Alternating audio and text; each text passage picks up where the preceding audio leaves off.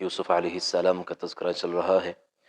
بھائیوں نے اتفاقی طور پر متفق ہو کر اس بات پر یوسف علیہ السلام کو باپ سے دور کرنے کے لیے ان کو کنویں میں پھینک دیا، جو ان کے گھر سے کچھ ہی فاصلے جنگل میں تھا، اور باپ کو آ کے کیا بتا رہے ہیں، کہا فرمایا وَجَاءُوا أَبَاهُمْ عِشَاءً يَبْكُونَ، باپ نے فرمایا تھا کہ مجھے خطرہ ہے کہیں بھیڑیا نہ کھا جائے۔ تو عشاء کے وقت اپنے والد کے پاس آئے روتے ہوئے، یبکون روتے ہوئے، عشاء کا مطلب عشاء کے وقت رات گئے کیوں آئے ہیں؟ تاکہ ہم وہاں ڈھونڈتے رہے ہیں، ہم اس کو دیکھتے رہے ہیں، ہم پریشان رہے ہیں، اور رات کے وقت جو ہو اس زمانے میں نہ ہی اس طرح کی کوئی روشنیوں کا انتظام، تو جو جھوٹ بولنا تھا یا جو معاملہ کرنا تھا اس کا چلنے میں آسانی تھی، اور ویسے بھی رات کا وقت سونے کا وقت ہے تو لہٰذا لمبی بات بھی نہیں ہوگی۔ تو عشاء کے وقت آئے روتے ہوئے، قالو کہنے لگے یا ابانا اے ہمارے ابا جان، انا ذہبنا نستبق ہم چلے گئے تھے ایک دوسرے سے آگے بڑھنے، ہم دوڑ لگانے لگے تھے جنگل میں تھوڑی دیر، وترکنا یوسف عند متاعنا اور ہم نے چھوڑ دیا اپنا سامان، اور ہم نے چھوڑ دیا یوسف علیہ السلام کو اپنے سامان کے پاس، فَأَكَلَهُ الذِّئْبُ وہی بات ہوئی جس کا خطرہ تھا، آپ نے کہا تھا نا کہ وہ بھیڑیا نہ کھا جائے، اور وہ علاقے ہی بھیڑیوں کا شاید زیادہ بھیڑیے تھے وہاں پر، اور مشہور تھا کہ بھیڑیے کھا جاتے ہیں، تو کہا وہی خطرہ ہوا، وَمَا أَنْتَ بِمُؤْمِنٍ لَنَا اب آپ نے ہماری بات پر ایمان تو لانا نہیں، ہماری بات کو سچا تو ماننا نہیں آپ نے، وَلَوْ كُنَّا صَادِقِينَ اگرچہ ہم سچ ہی بول رہے ہیں۔ تو یہ ایک کہانی لے کر آئے، ہاں جی، روتے آئے ہیں، خود ہی پلان بنایا ہے، خود ہی گرایا ہے، خود ہی سب کچھ کیا، خود ہی رو رہے ہیں۔ تو یہ ایک اصول ہے، کئی دفعہ جو زیادتی کرنے والے وہ اپنے زیادتی کو چھپانے کے لیے یہ حربے کرتے ہیں۔ تو اب اشارہ ہی سے سمجھایا جا سکتا ہے کہ بلانا بھی خود ہی، بلایا بھی خود ہی، اور انتظام بھی خود ہی کیا، شہید بھی خود ہی کیا، اور قیامت تک روتے بھی خود ہی ہیں۔ یہ ایک سلسلہ چل رہا ہے، یوسف علیہ السلام کے ساتھ بھی ایسا ہی ہوا، اور اس امت میں بھی ایسا ہو چکا ہے۔ تو رونے سے انسان جو ہے یا پیٹنے سے انسان جو ہے وہ حق پہ نہیں ہو سکتا، اس کی تاریخ، اس کے معاملات کو دیکھا جاتا ہے۔ تو فرمایا وما انت بمؤمن لنا، اللہ فرماتے ہیں کہ انہوں نے آ کے اپنے والد سے کہا آپ نے ہماری بات ماننی کوئی نہیں، اب خود ہی چونکہ اندر خطرہ ہے، ایک اندر چور ہے، تو خود ہی اپنے نفسیاتی مسئلے میں آ کر اپنے اندر کا اظہار بھی کر دیا کہ ہم سچ بول رہے ہیں لیکن آپ نے ماننی کوئی نہیں۔ وجاءوا اور ایک اور دلیل لے کر آئے، وجاءوا علی قمیصہ بدم کذب، اور یوسف علیہ السلام کی قمیص لے آئے، اور جو ان کو قمیص پہنی ہوئی تھی وہ لے کر آئے، اس پر کیا لگا ہوا تھا؟ ایک جھوٹ لگا ہوا، ایک خون لگا ہوا تھا جو جھوٹا تھا، یعنی وہاں سے کوئی جانور پکڑا، اس کو ذبح کیا ہوگا، اس کا خون ان کی قمیص کو کہیں دبے لگا کر لے آئے، اور کہنے لگے یہ ہے وہ ان کی قمیص، اور بھیڑیے نے جب ان پہ حملہ کیا تو ان کو کھا گئے اور قمیص بچ گئی ہے، اور یہ خون لگا ہوا ہے، یہ نشانی ہے کہ واقعی بھیڑیے نے حملہ کیا تھا اور وہ ان کو کھا گیا ہے۔ اللہ فرماتے ہیں بدم کذب، جھوٹا خون تھا، وہ کسی چیز کا اور کا خون تھا، لگا کے لے آئے۔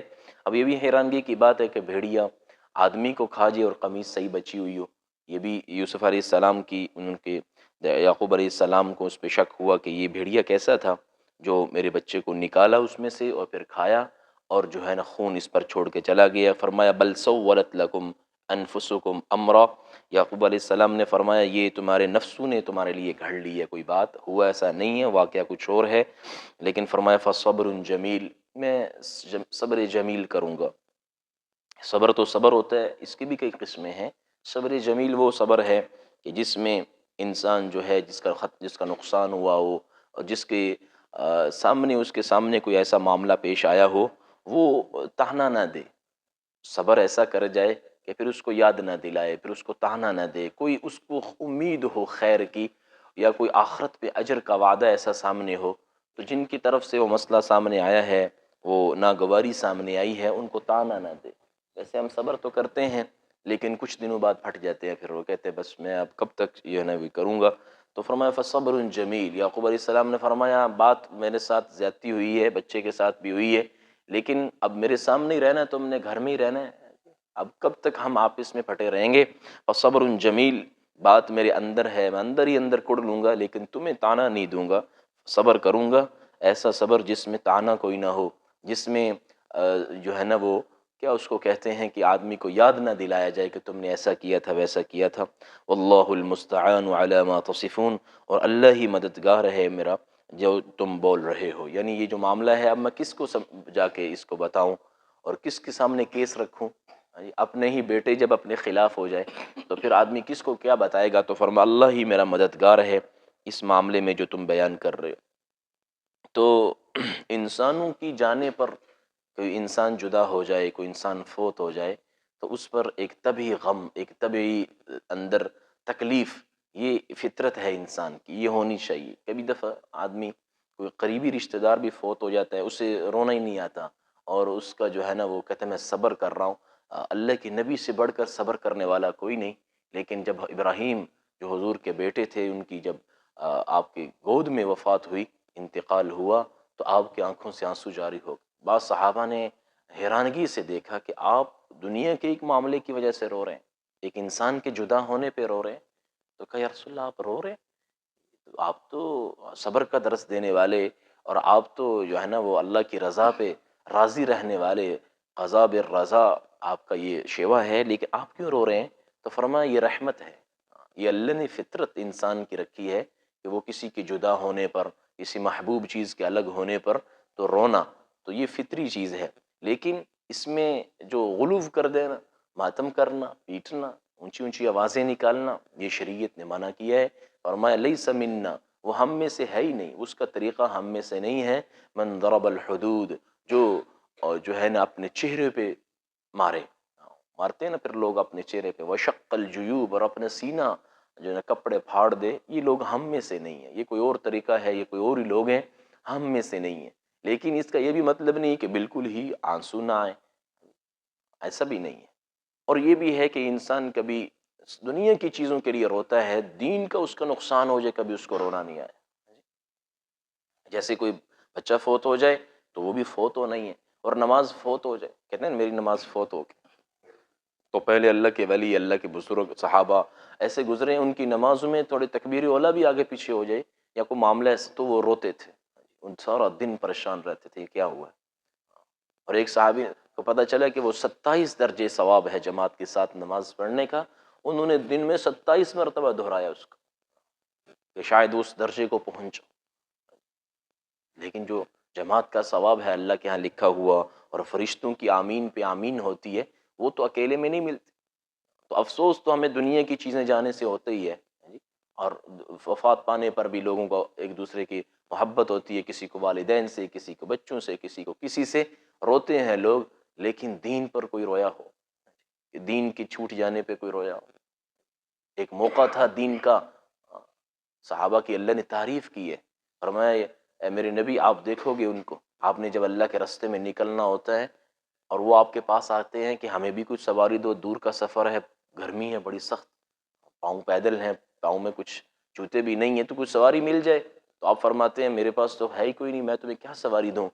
آپ فرمایا تولوا واعینہم، وہ آپ کے پاس اٹھ کے جاتے ہیں، تفیض من الدمع حزنا، ان کی آنکھیں رو رہی ہوتی ہیں کہ میں اس اللہ کے راستے میں جانے سے پیچھے رہ گیا. ہمارے ہاں تو وہ کوئی ایسا بہانہ بن جائے کہ نہ ہی جایا جائے تو خوشی ہوتی ہے نا. وہاں کیا ہوتا تھا، نہ جانے پہ روتے تھے. حزنا تفیض من الدمع حزن، ان کی آنکھیں آپ دیکھیں گے جب وہ آپ کے پاس اٹھ کے گھر جا رہے ہوتے، وہ کہتے ہیں کاش کہ ہمارے پاس کچھ ہوتا، ہم خود ہی خرچ کر لیتے، اب ہے ہی کچھ نہیں، نہ حضور کے پاس ہے نہ ہمارے پاس ہے، کیسے جائیں ہم. تو رونا دین کے لیے، دین کے لیے، اللہ کے نبی امت کے لیے روئے. تو اس لیے یہ فطرت ہے انسان کی کہ کسی محبوب چیز کا الگ ہو جانا یا نقصان ہو جانا انسان روتا ہے. لیکن یعقوب علیہ السلام کہہ رہے ہیں میں رونا تو مجھے آئے گا لیکن تمہارے سامنے نہیں، تمہارے سامنے نہیں، واہ نہیں، جو ہے نا وہ ماتم نہیں، پیٹنا نہیں، تانے نہیں. فصبر جمیل، اندر ہی اندر کڑنا. اور قرآن میں دوسری آگے اسی واقعہ میں آگے جا کے آئے گا وہو کظیم، یوسف یعقوب علیہ السلام اندر ہی اندر کڑتے رہتے تھے، اتنا کڑ چکے تھے کہ جیسے اندر سے کوئی آدمی جل جاتا ہے. کسی کا بیٹا فوت ہو جائے نا، اس کا اتنا ہوتا ہے انسان کو فطری، لیکن جو گم ہو جائے اور پتہ بھی نہ ہو، پھر وہ تو زیادہ صدمہ ہے، پتہ نہیں کس حال میں ہوگا، پتہ نہیں کیا ہوا ہوگا، پتہ نہیں زندہ بھی ہے کہ مر گیا. اب یعقوب علیہ السلام بالکل قریب گاؤں ہے، وہ جنگل میں یوسف علیہ السلام پڑے ہوئے ہیں، لیکن اللہ اگر نہ بتائے تو غیب کا علم بھی تو اللہ ہی کے پاس، اللہ نہ بتائے تو بالکل قریب پڑے ہیں، کوئی پتہ نہیں. عالم الغیوب علام الغیوب واللہ ہی کی ذات، اللہ جب اپنے نبی کو جتنی خبر دینا چاہتا ہے اتنی دیتا. اندر پریشان ہیں، رو بھی رہے ہوں گے، اور آگے جا کے آتا ہے اتنا روئے، لیکن اللہ نہ چاہے قریب چیز پڑی اور نہ بتائے، اور آخر میں ایک واقعہ ایسا ہو جائے گا، وہ دور میلوں ہزاروں میل دور یعقوب علیہ السلام کو پتہ چل جائے گا، تو جب اللہ بتائے. تو یہ ساری چیزیں اس کے اندر. فرمایا وجاءت سیارہ، آخری آیت ہے، فرمایا وجاءت سیارۃ، یعقوب علیہ السلام گھر میں، یوسف علیہ السلام کنویں میں. اب پتہ نہیں کتنے دن گزرے، یہاں تک کہ اللہ تعالیٰ نے انتظام فرمایا، ایک قافلہ گزرا. اس زمانے میں لوگ اپنا لمبے سفر ہوتے تھے تو پانی وغیرہ اور کھانا وغیرہ، کھانا تو کچھ ساتھ لے لیتے تھے لیکن پانی تو جہاں گزرتے تھے وہاں سے دیکھ لیتے تھے. تو جنگل میں ایک قافلہ آیا، انہوں نے اپنا پانی ڈھونڈنے والا بھیجا. وہ پانی ڈھونڈنے کے لیے خاص ٹیم ہوتی تھی، وہ ڈھونڈ کے لاتی تھی کہ پانی وہاں ہے، پھر اس کے قریب آ کے وہ پڑاؤ ڈالتے تھے. فَأَرْسَلُوا وَارِدَهُمْ، وہ انہوں نے اپنا ڈھونڈنے والا، پانی ڈھونڈنے والا بھیجا. وَأَدْلَىٰ دَلْوَىٰ، اس نے اپنا ڈول ڈالا، اس کو ایک کنواں نظر آیا. اب وہ کنواں اگرچہ خشک تھا، اس لیے تو یوسف علیہ السلام اس میں موجود تھے، لیکن اس نے کہا شاید کو گہرائی میں کچھ پڑا ہو. قال یا بشرا، جب واپس اس نے ڈول نکالا تو رسی کے ساتھ، کہتے ہیں جبرائیل السلام نے اس ڈول میں، انہوں نے کہا کہ شاید کوئی بھاری چیز آ رہی ہے. اور ویسے بھی انسان دیکھتا تو ہے نا، جال پھینکتے ہیں مچھلی کے لیے، کوئی بھی چیز آ رہی ہو دیکھتا تو ہے نا، پتہ نہیں کیا آ رہا ہے، بعض دفعہ کچھ اور چیز نکل آتی. تو قال یا بشرا ھذا غلام، جب باہر آئے تو دیکھا کہ ہو خوشی میں کہنے لگا یا بشرا، بڑی بات ہے، بڑی گل ہے، یہ تو غلام نکل آیا، یہ تو ایک بچہ نکل آیا. غلام بچے کو بھی کہتے ہیں.